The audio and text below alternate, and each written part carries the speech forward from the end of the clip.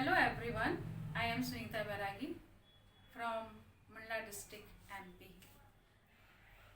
I am working in Government Higher Secondary School, Madhupuri. Now I am taking NEET module and I am taking topic from genetics. आज हम देखेंगे Mendel के आनुवंशिकता के नियम। हमने देखा था कि आनुवंशिकी के जनक जॉन ग्रेगर मेंडल हैं। मेंडल ने आनुवंशिकता को एक्सप्लेन करने के लिए इन 3 नियमों में बद्ध किया है।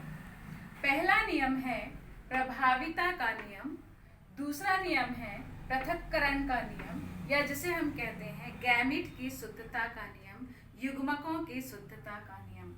तीसरा है स्वतंत्रता के अपव्यूहन का नियम, लॉ ऑफ इंडिपेंडेंट असॉर्टमेंट। तो हम इस वीडियो में ले रहे हैं, इस क्लास में ले रहे हैं पहला नियम प्रभाविता का नियम। प्रभाविता का नियम क्या है? जब हम एक जोड़ी विपर्यायी लक्षण को लेकर या एक जोड़ी से अधिक जोड़ी विपर्यायी लक्षणों को लेकर 2 पौधों में क्रॉस कराते हैं तो हमें पहली पीढ़ी में हमेशा प्रभावी लक्षण ही दिखाई देता है।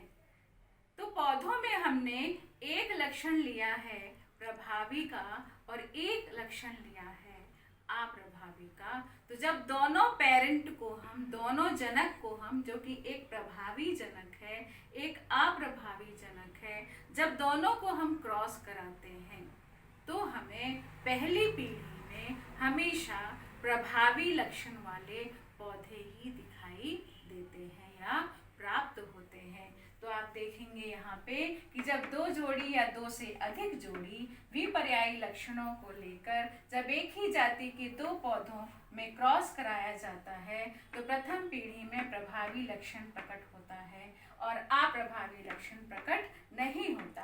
प्रभावी के द्वारा वह छिपा लिया जाता है। इसे हम प्रभाविता का नियम कहते हैं। तो इसे हम उदाहरण के द्वारा सिद्ध करेंगे कि कैसे पहली पीढ़ी में केवल पेरेंट का प्रभावी लक्षण ही प्रदर्शित होता है, प्राप्त होता है। तो मैं यहाँ पर एक संकर क्रॉस ले रही हूँ। पौधा लिया है मैंने लंबा और दूसरा पौधा लिया है मैंने बौना पौधा। लंबे पौधे को हम कैपिटल टी से प्रदर्शित करेंगे। चूंकि कैपिटल ले रहे हैं इसका अर्थ है ये कि इसमें प्रभावी एलील है। क्रॉस करा रहे हैं हम बौना पौधा, तो जो बौना गुण है वह अप्रभावी है और लंबा का जो गुण है वह प्रभावी है। तो यहाँ पर हम देखें कि ये 2 युग्मक उत्पन्न करते हैं, ये भी 2 युग्मक उत्पन्न करते हैं। अब हम दोनों के युग्मक को आपस में क्रॉस कराते हैं।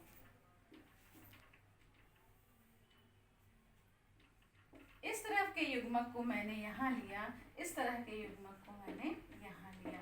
ये हम प्राप्त कर रहे हैं F1 पीढ़ी। इस दोनों को क्रॉस करवाया तो ये हमें प्राप्त हुआ। इसे इसके साथ क्रॉस कराया तो ये प्राप्त हुआ। इसको इसके साथ क्रॉस करवाया तो ये प्राप्त हुआ।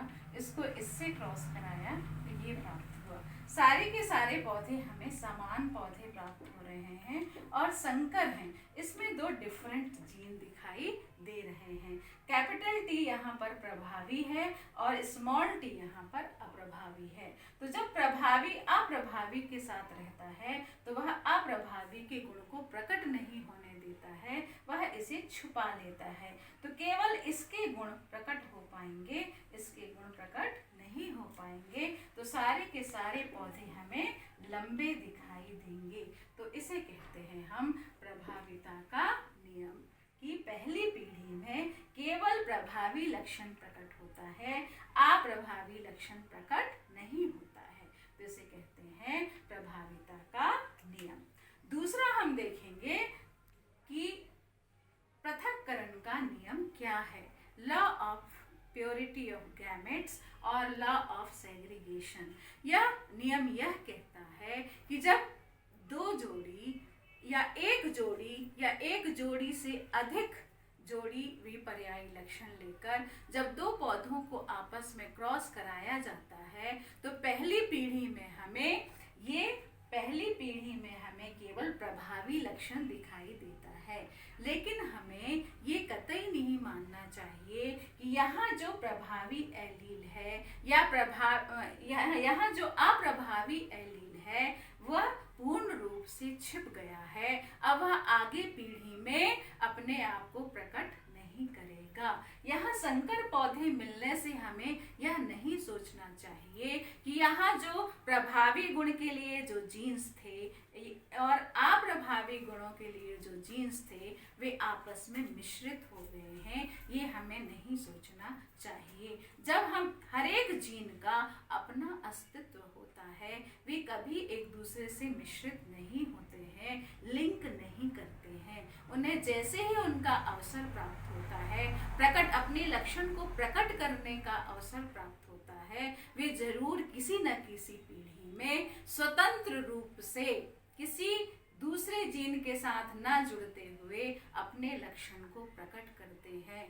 तो जब गैमेट का फॉर्मेशन होता है, गैमेट बनते हैं, युग्मक बनते हैं, तो उनमें जो जीन्स होते हैं वे एक दूसरे के साथ जुड़कर या एक दूसरे के साथ मिश्रित होकर कभी नहीं जाते। वे स्वतंत्र रूप से गैमेट में प्रवेश करते हैं, युग्मक में प्रवेश करते हैं और किसी न किसी पीढ़ी में जाकर अपने लक्षण को प्रकट करते हैं। तो यहाँ हम देखेंगे इस पृथक्करण के नियम को कि फिर मैं लंबा पौधा ले रही हूँ और उसे क्रॉस करा रही हूँ बोना से। तो लंबा पौधा प्रभावी है और बौना पौधे का जो बोने का लक्षण है वो अप्रभावी है। इससे हमें दो गैमेट मिल रहे हैं, कैपिटल टी। इससे हमें दो गैमेट मिल रहे हैं, स्मॉल टी। इन गैमेट्स को मैंने इस तरफ रखा, इन गैमेट्स को मैंने इस तरफ रखा।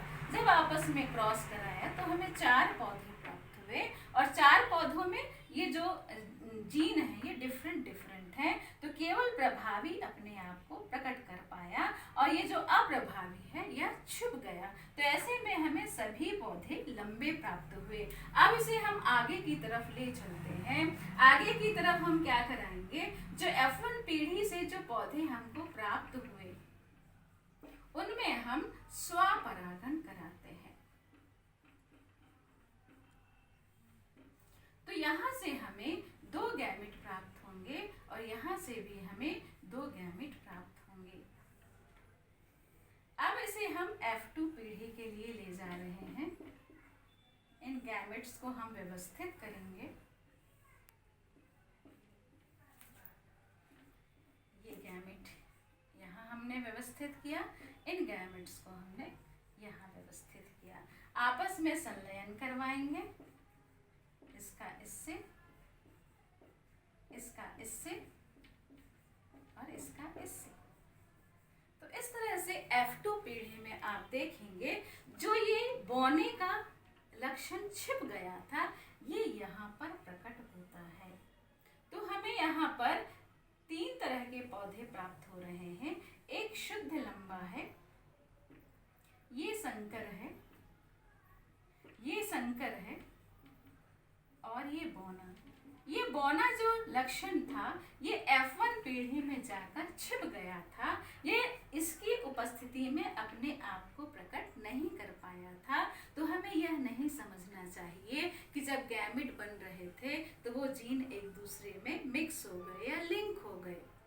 वे हमेशा जीन जो है एक दूसरे से अलग होते हैं और वे पृथक रूप से गैमेट में प्रवेश करते हैं। जब भी उनको अवसर मिलता है वे अपने लक्षण को प्रकट करते हैं। तो इस तरह से बोना का जो लक्षण यहाँ पर छिप गया था प्रभावी के द्वारा यह F2 पीढ़ी में जाकर अपने आप को प्रकट कर रहा है। इससे यह प्रदर्शित होता है कि जीन पृथक होते हैं और एक दूसरे से स्वतंत्र रहते हैं। कभी वे एक दूसरे से जुड़कर गैमेट के अंदर प्रवेश नहीं करते हैं। वो जब भी इनहेरिटेंस होता है तो वह अलग अलग या गैमेट का फॉर्मेशन जब होता है तो वे अलग अलग गैमेट में एक दूसरे से स्वतंत्र होकर प्रवेश करते हैं और पीढ़ी दर पीढ़ी जब भी उनको अवसर मिलता है वे अपने आप को प्रकट करते हैं। तो इस तरह से गैमेट की शुद्धता का नियम हम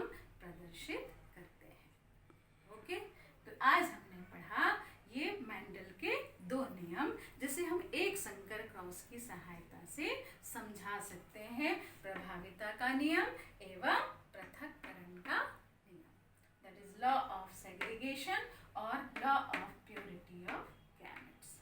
इट्स ओके, आप दोनों नियमों को उदाहरण सहित कई बार प्रैक्टिस करें तो निश्चित है आपको समझ में आएगा और आप अच्छे से उसको एक्सप्लेन कर